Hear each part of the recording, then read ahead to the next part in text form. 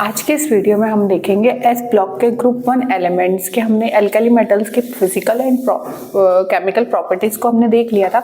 अब हम देखेंगे ग्रुप 2 के एलिमेंट्स के बारे में, जो कि क्या है, एल्कलाइन अर्थ मेटल्स है, जिसमें कौन कौन से एलिमेंट्स आएंगे, beryllium, magnesium, calcium, स्ट्रांशियम, barium and radium. तो ग्रुप 2 को हम क्या बोलते हैं, एल्कलाइन अर्थ मेटल्स बोलते हैं। ग्रुप 1 को हम एल्कली मेटल्स बोलते हैं। आज हम देखेंगे इसकी physical properties and chemical property. Physical और केमिकल प्रॉपर्टीज से पहले हमें ये पता होना चाहिए कि इसके जो outermost shell S orbit होता है उसमें कितने 2 वैलेंस इलेक्ट्रॉन पाए जाते हैं सभी में। और जैसे जैसे हम डाउन द ग्रुप जाते जाएंगे तो क्या होगा, शेल की जो संख्या है, नंबरिंग है, वो बढ़ती चली जाएगी, जिससे क्या होगा, इनका जो साइज है वो बढ़ता चला जाएगा एटम का। एल्कली मेटल जिसके हमने पिछले वीडियो में क्या देख लिया था, इसकी फिजिकल और केमिकल प्रॉपर्टीज इसकी हमने देख ली थी। अब हम देखेंगे एल्कलाइन अर्थ मेटल्स की, क्योंकि ग्रुप 2 के एलिमेंट्स है वो है beryllium, magnesium, calcium, स्ट्रांशियम, barium and radium. Radium और क्या है, एक रेडियो एक्टिव एलिमेंट है जिसके बारे में हम ज़्यादा नहीं पढ़ेंगे, क्योंकि अब हम देखेंगे इसके अंदर देखेंगे इलेक्ट्रॉनिक कॉन्फ़िगरेशन। इसके जो इलेक्ट्रॉनिक कॉन्फ़िगरेशन रहता है, डाउन द ग्रुप जाने पर क्या होता है, number of shells. Alkaline earth metals की बात करते हैं तो इसके जो आउटर मोस्ट शेल होते हैं एस ऑर्बिट में कितने 2 वैलेंस इलेक्ट्रॉन होते हैं सभी में। और डाउन द ग्रुप जाने पर क्या होता है, इनमें शेल्स की नंबरिंग बढ़ने पर क्या होता है, इनका साइज बढ़ जाता है।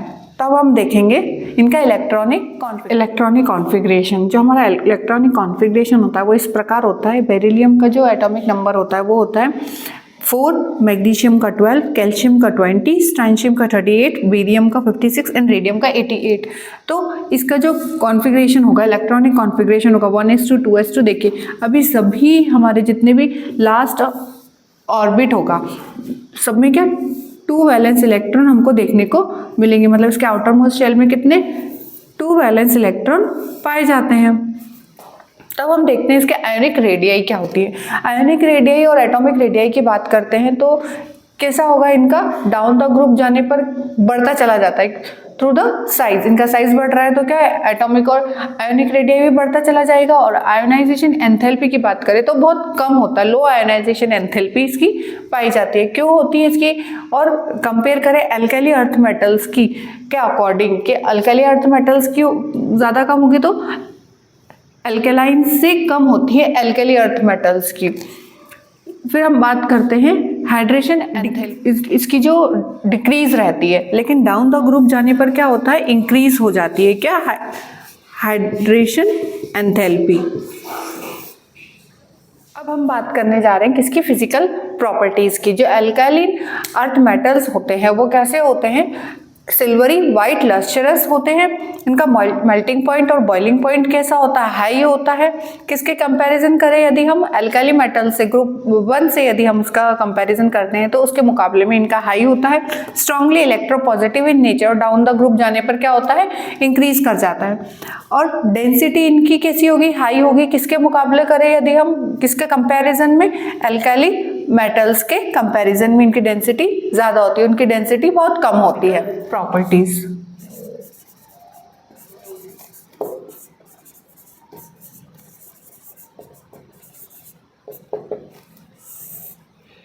हम एल्कलाइन अर्थ मेटल्स के क्या देखेंगे, chemical properties.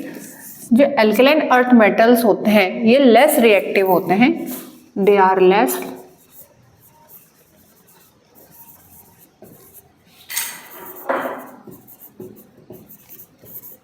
Then alkali metals.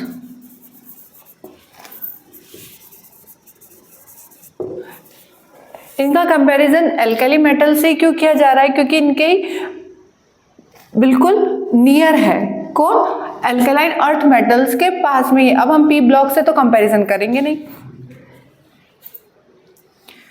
क्या होता है, बेरिलियम और magnesium inert, kinetically inert to oxygen and water. क्यों होते हैं, क्यों नहीं कर पाते हैं, क्रियाशील क्यों नहीं होते, क्योंकि बेरिलियम और मैग्नीशियम के एक सरफेस बना लेते हैं, किसकी, ऑक्साइड्स की।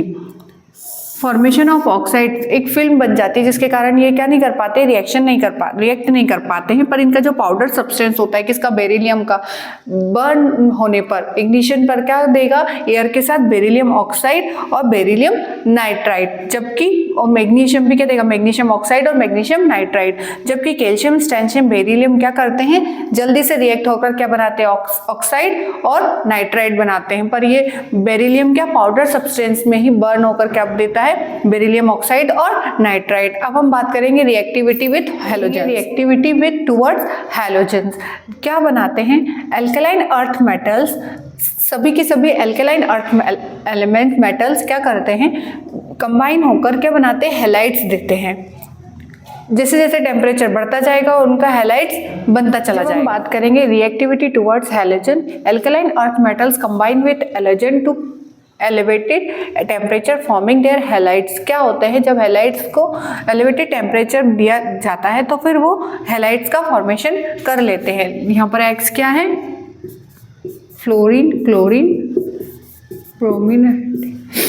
एल्कली मेटल्स की भी रिड्यूसिंग नेचर देखा था, उसका रिड्यूसिंग नेचर क्या था कि जो लिथियम था हमारा कैसा था, एक अच्छा रिड्यूसिंग एजेंट था, किसके मुकाबले, एल्कली मेटल्स के अदर एलिमेंट्स के मुकाबले में। लेकिन रिड्यूसिंग नेचर की जब हम एल्कलाइन अर्थ मेटल्स की बात करते हैं तो बेरिलियम क्या होता है, लेस नेगेटिव होता है, जबकि उधर लिथियम क्या था, मोर नेगेटिव था।